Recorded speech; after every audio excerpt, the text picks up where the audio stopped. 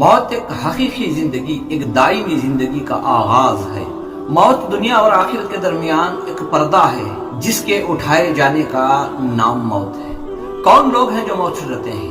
وہی لوگ موت سے ڈرتے ہیں جنہوں نے اس زندگی کو حقیقت سمجھا، اس دنیا کو حقیقت سمجھ کر اس کو سجانے کی کوشش کی، اسے بنانے کی کوشش کی۔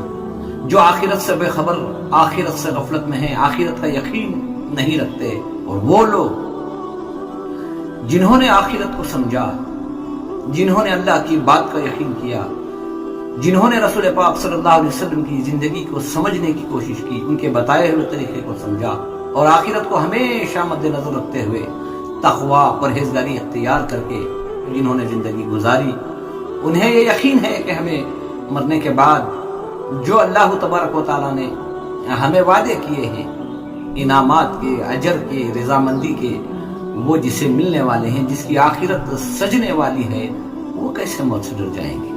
یہی حقیقت ہے۔ اسی یقین کو بار بار دہرایا گیا۔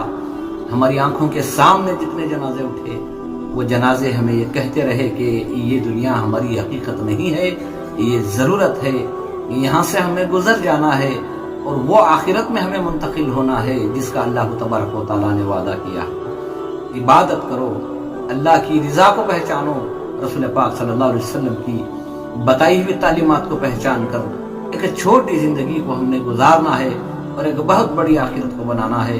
اللہ سے دعا کرو کہ اللہ سبحانہ و تعالی ہمیں ایمان حقیقی عطا فرمائے، یقین کے ساتھ اس دنیا میں رہ کر آخرت کی کامیابی کے لیے اچھے اعمال کرنے کی توفیق عطا فرمائے۔